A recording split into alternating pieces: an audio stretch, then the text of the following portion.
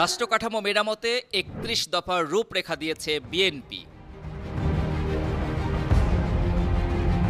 সংবিধান ও রাষ্ট্র ব্যবস্থার গণতান্ত্রিক সংস্কার, অর্থনৈতিক মুক্তির লক্ষ্যে প্রণীত ৩১ দফার অন্যতম দফায় বলা হয়েছে, দেশের জনগণের হাতেই দেশের মালিকানা ফিরিয়ে দিতে হবে। দলটির ভারপ্রাপ্ত চেয়ারম্যান তারেক রহমান এ রূপরেখা ঘোষণা করেন। সংক্ষিপ্ত রূপরেখা এখন আমি আপনাদের সামনে। বিএনপির প্রতিষ্ঠাতা জিয়াউর রহমান ঘোষিত ১৯ দফা, বেগম খালেদা জিয়া ঘোষিত বিএনপির ভিশন 2030 এর আলোকে এবং তারেক রহমান ঘোষিত ২৭ দফা কর্মসূচির সংশোধনী ও সম্প্রসারিত রূপে প্রণীত এই ৩১ দফায় কি আছে তারই এক ঝলক তুলে ধরা হলো।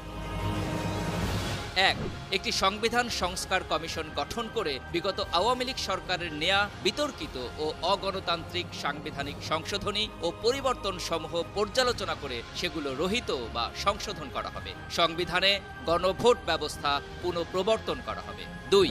বাংলাদেশী জাতীয়তাবাদের ভিত্তিতে একটি অন্তর্ভুক্তিমূলক, বৈষম্যহীন ও সম্প্রীতিমূলক রেইনবো নেশন প্রতিষ্ঠায় একটি ন্যাশনাল রিকনসিলিয়েশন কমিশন গঠন করা হবে। ৩. বাংলাদেশে গণতান্ত্রিক প্রক্রিয়াকে স্থায়ী সাংবিধানিক ও প্রাতিষ্ঠানিক রূপ দেওয়ার লক্ষ্যে একটি নির্বাচনকালীন দল নিরপেক্ষ তত্ত্বাবধায়ক সরকার ব্যবস্থা প্রবর্তন করা হবে। ৪.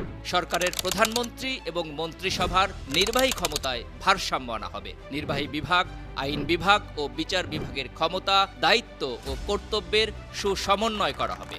৫. পরপর ২ টার্মের অতিরিক্ত কেউ প্রধানমন্ত্রীর দায়িত্ব পালন করতে পারবেন না। ৬.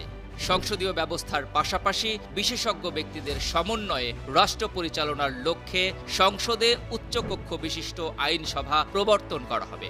৭. সংসদ সদস্যদের স্বাধীনভাবে মতামত দেওয়ার সুযোগ নিশ্চিত করতে সংবিধানের ৭০ অনুচ্ছেদ সংশোধন করার বিষয় পরীক্ষা নিরীক্ষা করে দেখা হবে।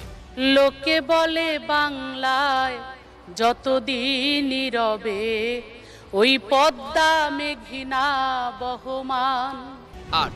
রাজনৈতিক দলগুলোর মতামতের উপর ভিত্তি করে একটি কার্যকর নির্বাচন কমিশন গঠনের লক্ষ্যে বর্তমান প্রধান নির্বাচন কমিশনার এবং অন্যান্য নির্বাচন কমিশনার নিয়োগ আইন ২০২২ সংশোধন করা হবে। ইভিএমে নয়, সকল কেন্দ্রে পেপার ব্যালটের মাধ্যমে ভোট প্রদান নিশ্চিত করা হবে। স্থানীয় সরকার নির্বাচনে দলীয় প্রতীক ব্যবহার বাতিল করা হবে। ৯. সংকীর্ণ রাজনৈতিক দলীয়করণের ঊর্ধ্বে উঠে রাষ্ট্রীয় সাংবিধানিক ও সংবিধিবদ্ধ প্রতিষ্ঠানে স্বচ্ছতা, জবাবদিহিতা ও বিশ্বাসযোগ্যতা পুনঃপ্রতিষ্ঠা করতে এসব প্রতিষ্ঠান আইনি সংস্কারের মাধ্যমে